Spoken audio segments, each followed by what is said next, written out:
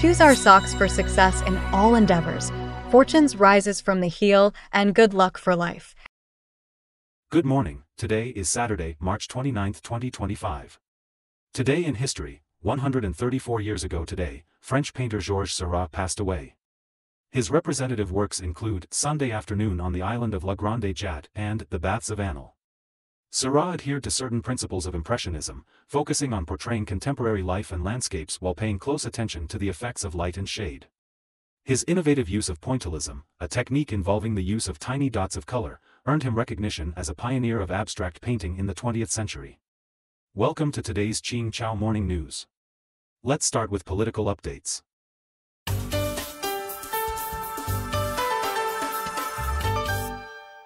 U.S. Small Business Administration to cut over 40% of workforce. According to Xinhua News Agency, the U.S. Small Business Administration, SBA, recently announced it will cut approximately 2,700 positions from its current workforce of around 6,500 through voluntary resignations, the expiration of temporary appointments, and a limited number of layoffs. The agency expects that by fiscal year 2026, these cuts will save the federal government more than $435 million. At the same time, U.S. President Trump announced at the White House that the SBA will take over student loan management, transferring this responsibility from the Department of Education.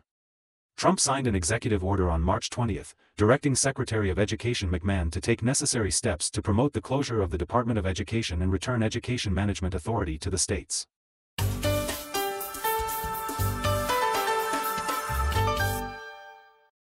Sudanese armed forces declare full control of presidential palace.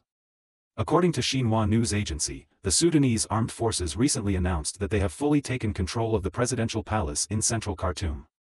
Since the outbreak of armed conflict in Sudan in April 2023, the palace had been under the control of the Sudan Rapid Support Forces. Abdullah, a spokesperson for the Sudanese armed forces, stated that they achieved victory in Khartoum and successfully eliminated the Sudan Rapid Support Forces from the presidential palace, ministry office buildings, and Arab markets. The conflict between the Sudanese Armed Forces and the Sudan Rapid Support Forces began on April 15, 2023, in Khartoum, and soon spread to other regions. Since March 16 this year, the armored forces of the Sudanese Armed Forces have advanced from the south of Khartoum to the east and north, joining forces with the Sudanese Armed Forces General Command stationed in central Khartoum to launch a full offensive against the presidential palace. Israeli military orders residents to leave Rafah in southern Gaza. According to AFP, the Israeli military recently urged residents of the southern Gaza city of Rafah to evacuate and move north to avoid civilian casualties, as the Israeli army launched an offensive against Hamas militants in the area. Israel resumed heavy bombing of Gaza on March 18 and redeployed ground forces, vowing to destroy Hamas and break the ceasefire agreement that had been largely maintained since January 19. Before launching another attack, Israel blocked humanitarian aid from entering Gaza in early March and cut off electricity supplies, forcing Hamas to accept Israel's conditions for extending the ceasefire and releasing the 58 hostages still held.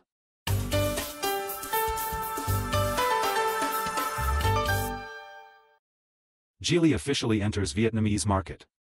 According to VNA, Geely Auto has officially entered the Vietnamese market. At the launch conference, the Geely Coolray was unveiled, featuring 3 models. Additionally, Geely introduced the pure electric model Geely EX5, reflecting the company's focus on green and sustainable development. The high-end SUV model Geely Manjaro was also unveiled, targeting business professionals and high-end family users.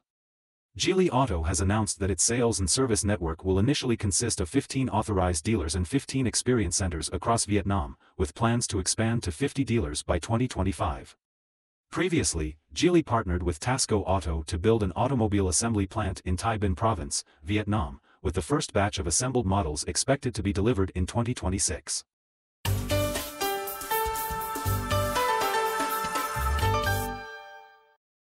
Malaysia-Australia joint operation uncovers large-scale drug smuggling ring. According to Lianhe Zaobao, the National Narcotics Crime Investigation Department of the Royal Malaysian Police and the Australian Federal Police have recently uncovered the largest drug smuggling case in Malaysian history, successfully intercepting methamphetamine mixed with paraffin worth RM106-200. With intelligence assistance from the Australian Federal Police, Malaysian police intercepted 2 containers imported from Iran at Port Klang West on January 25 and launched an in-depth investigation. Officers discovered 166 chemical barrels in the containers, totaling 33.2 tons, which contained a large amount of methamphetamine. Authorities believe the drug trafficking group intended to refine and package the drugs in Malaysia before shipping them to Australia for the local market. Australian police have arrested the suspects involved in the case within the country. Fukushima nuclear plant uses robots to clean radioactive sandbags. According to Reuters, Tokyo Electric Power Company, TEPCO, will begin using special robots to move sandbags containing radioactive contaminated water from the Fukushima nuclear accident. These sandbags have been stored in the basement floors of 2 buildings and have not been moved since the 2011 disaster. TEPCO stated that the radiation level on the surface of the sandbags is as high as 4.4 sieverts per hour, a lethal dose, so robots must be used to handle the operation. The sandbags will be transferred to special radioactive material containers and stored in temporary storage sites outside the building. In addition to the sandbags, there are about 880 tons of radioactive debris remaining at the Fukushima nuclear power plant, which are extremely difficult to remove due to their high radiation levels. This remains one of the most challenging tasks in the entire waste removal plan. Experimental removal work was carried out last year.